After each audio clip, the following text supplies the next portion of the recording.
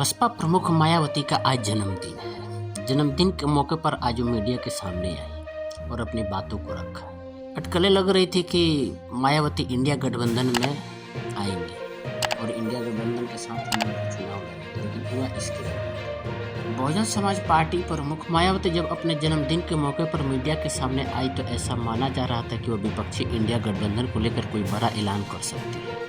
हुआ भी कुछ ऐसा है। मायावती ने जब अपनी बात कहनी शुरू की तो सत्ताधारी भारतीय जनता पार्टी को निशाने पर लिया। मायावती के संबोधन की शुरुआत में इंडिया गठबंधन के लिए पॉजिटिव साइन था, लेकिन उनकी बात जैसे जैसे आगे बढ़ी तस्वीर उल्टी होती चली गई। बसपा प्रमुख ने बीजेपी के साथ ही कांग्रेस और समाजवादी पार्टी पर भी निशाना साधा और यह ऐलान भी कर दिया कि उनकी पार्टी लोकसभा चुनाव में किसी पार्टी से गठबंधन किए बगैर अकेले ही मैदान में उतरेगी। इंडिया गठबंधन की दिल्ली बैठक में सपा प्रमुख अखिलेश यादव ने बसपा के साथ बातचीत को लेकर तल्ख तेवर दिखाते हुए यह तक कह दिया था कि अगर मायावती की पार्टी गठबंधन में आई तो उनकी पार्टी को भी अपना स्टैंड क्लियर करना पड़ेगा। अखिलेश ने इंडिया गठबंधन से सपा के बाहर जाने तक की बात कह दी थी। मायावती ने इंडिया गठबंधन के इस बैठक का जिक्र करते हुए अखिलेश यादव को गिरगिट तक बता दिया। मायावती ने कहा कि कांग्रेस, बीजेपी और इनकी सभी सहयोगी पार्टियों की सोच पूंजीवादी है, सामंतवादी और सांप्रदायिक है। यह पार्टियां इन्हें अपने पैरों पर खड़ा होते नहीं देख सकती। इन्हें का मतलब दलित और अति पिछड़े, आरक्षण का भी पूरा लाभ नहीं मिल पा रहा है।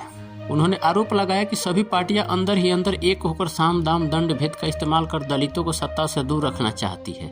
इनमें सावधान रहने और हर वर्ग को बसपा से जुड़ने की जरूरत है। मायावती ने इंडिया गठबंधन की बैठक का जिक्र करते हुए कहा कि सपा प्रमुख ने जिस तरह बसपा प्रमुख को लेकर गिरगिट की तरह रंग बदला है, इससे भी सावधान रहना है। उन्होंने आकाश आनंद को अपना एकमात्र उत्तराधिकारी घोषित करने के बाद राजनीति से संन्यास के अटकलों पर भी विराम लगा दिया और कहा कि ऐसी खबरों में रत्ती भर भी सच्चाई नहीं है।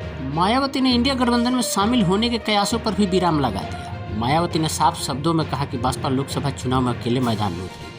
बसपा किसी भी पार्टी से गठबंधन नहीं करेगी। हालांकि उन्होंने चुनाव बाद गठबंधन का विकल्प भी खुला रखा। बसपा प्रमुख ने गठबंधन नहीं करने की वजह भी बताई और कहा कि पार्टी का नेतृत्व दलित हाथ में है। हमारा वोट तो सहयोगी पार्टी को ट्रांसफर हो जाता है, लेकिन दूसरी जातियों का वोट बसपा को नहीं मिलता। उन्होंने पिछले चुनाव में गठबंधन का उदाहरण भी दिया और अकेले चुनाव लड़कर पूर्ण बहुमत की सरकार बनाने का भी उदाहरण दिया। मायावती ने कहा कि 1993 में हमने सपा से गठबंधन किया था। हम कम सीटें जीत पाए थे और गठबंधन का लाभ सपा को मिला। 1996 में बसपा कांग्रेस का गठबंधन था और तब कांग्रेस को अधिक फायदा मिला। उन्होंने यह भी कहा कि 2002 में बसपा ने अकेले चुनाव लड़ा और करीब 100 सीटें जीती। 2007 में अकेले लड़ा और पूर्ण बहुमत की सरकार बनाई। मायावती ने ईवीएम पर भी सवाल उठाया और कहा कि 2007 के चुनाव के समय ईवीएम का शुरुआती दौर था और इसलिए तब धांधली या बेईमानी संभव नहीं थी।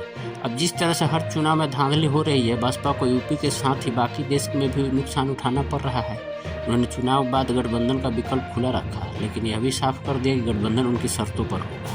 मायावती ने मोदी सरकार के फ्री राशन स्कीम को गुलामी का टूल बताते हुए कहा कि हमने यूपी में अपनी 4 बार की सरकार में कभी सभी वर्गों के लिए काम किया। अल्पसंख्यक, गरीब, किसान और अन्य मेहनतकश लोगों के लिए जन कल्याणकारी योजनाएं शुरू की थी। उन्होंने कहा कि सरकारें नाम और स्वरूप बदलकर उन योजनाओं को अपना बनाने का प्रयास कर रही है, लेकिन जातिवादी होने के कारण यह काम नहीं हो पा रहा है। मायावती ने कहा कि रोजगार के साधन देने की बजाय फ्री में थोड़ा सा राशन देकर इनको अपना गुलाम बना रहे हैं। उन्होंने कहा कि बसपा की सरकार ने वर्तमान सरकारों की तरह अपना मोहताज नहीं बनाया, बल्कि सरकारी और गैर सरकारी क्षेत्रों में रोजगार के साधन दिए, जिससे वह सम्मान और स्वाभिमान के साथ जी सके। यह सरकार लोगों को गरीब और बेरोजगारी से मुक्ति दिलाने, स्वाभिमान के साथ जीने का अवसर उपलब्ध कराने का बजाय थोड़ा सा मुफ्त राशन बांटकर गुलाम बनाने की कोशिश कर रही है।